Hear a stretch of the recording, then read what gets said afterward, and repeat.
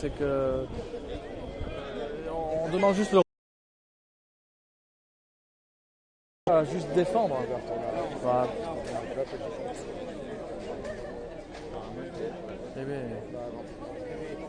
Comme a dit Serge Admi, il faut pas juste défendre, il faut attaquer. Il faut.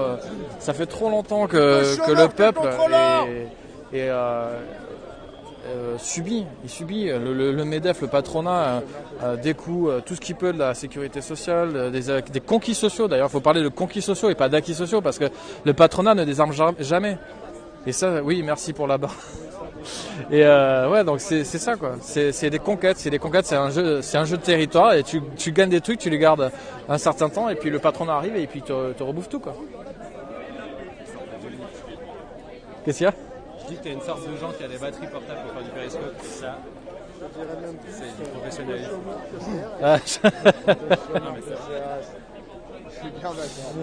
Non, mais c'est une vanne ou c'est bien? Non, ça va. Bon, ça va alors. Une petite interview d'un communiste.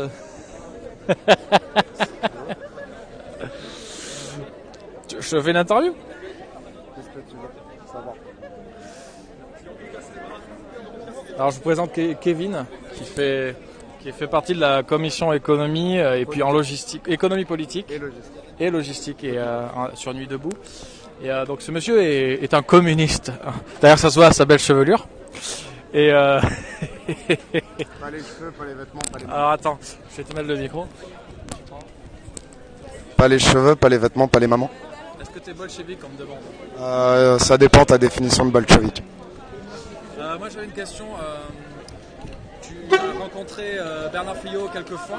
Oui. Tu as pu... Attends. Oui. Je disais qu'il a rencontré Bernard Fillot quelques fois. Il a pu discuter avec lui et donc de son projet de salaire à vie, de projet de société. Qu'est-ce que toi tu en penses et où sont peut-être les avantages et les inconvénients d'une telle modification de la société? Ce que j'en pense, c'est un des seuls économistes au monde qui pense à l'après-capitalisme. Mais déjà, c'est super cool. Même si, pour moi, je regarderai pas ce truc. C'est mort. Non. Je te regarde toi. C'est un des seuls économistes au monde qui pense à l'après-capitalisme. Et j'ai un peu parcouru les économistes. Et c'est le seul au monde. Mais vraiment, c'est le seul au monde. Il pense pas à l'après.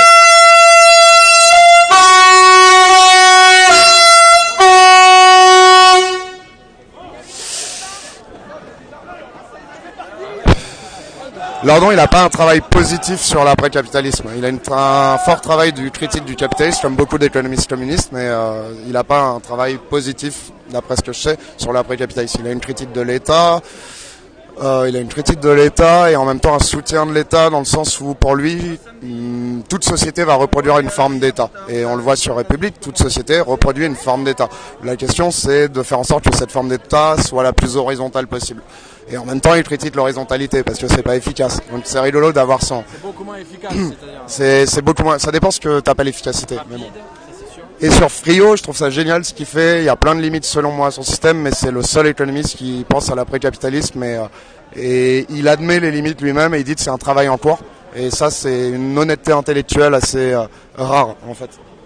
Et quel serait le bouquin que tu conseillerais?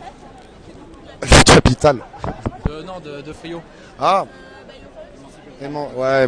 Émanciper le travail. Ok. Bon ben merci Kevin, à tout à l'heure sur la place. Une critique de la loi El Khomri? Ouais, je veux bien carrément. On va s'éloigner peut-être parce qu'il y a du mouvement au niveau des CRS. Hein. Ouais. Je crois même si c'est calme. Je sais pas. On doit aller à République et vous aussi pour un bal des 100 jours. 100 mars et un bal. C'est ça. Une petite critique de la loi El Khomri. Ok. Et surtout de la nouvelle version que le Sénat vient de poser. Ah non, la nouvelle version, je crois que tout le monde est capable de la critiquer tout seul. Mais la loi El Khomri repose surtout sur l'inversion de la hiérarchie des normes, qui va faire en sorte que, par exemple, cette entreprise derrière moi va décider par accord d'entreprise de baisser les salaires. L'entreprise en face va dire ah ben merde, ils nous mangent des parts de marché, on va faire pareil. Et puis l'autre, ils vont se dire ah bah finalement ça va pas marcher, on va rebaisser les salaires. Et en fait, il y a un dumping fiscal social et un dumping social qui va se mettre en place. Ce dont on se plaint à l'échelle internationale, ça va se remettre en place entre les entreprises françaises. Et donc démocratiquement, rien qu'en termes démocratiques en fait, c'est que on supprime potentialité d'acquis social, juste par cette loi. Voilà, on va s'arrêter là, je vais aller à la République pour le bal du 100 mars. Merci pour cette super critique.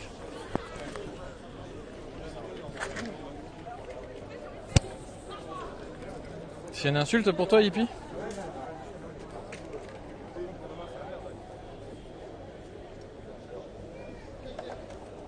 Bon, de toute façon, là, c'est fini à peu près. La majorité des gens est partie, il n'y a plus de drapeau NPA, il n'y a plus rien. Je vais couper et je vais aller à place de la... Je sais pas, je voyais des gens partir. Je vais aller place de la Rep, je pense.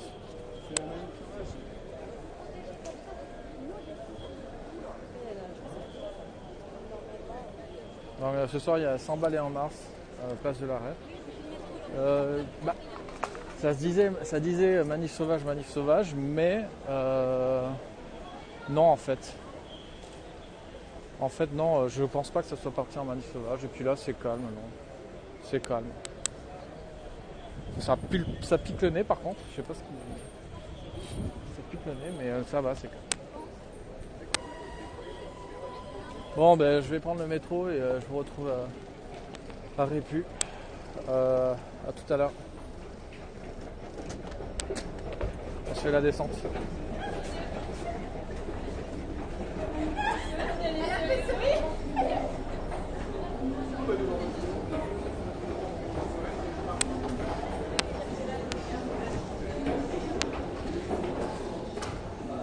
Le super métro parisien, tant que ça capte, je vais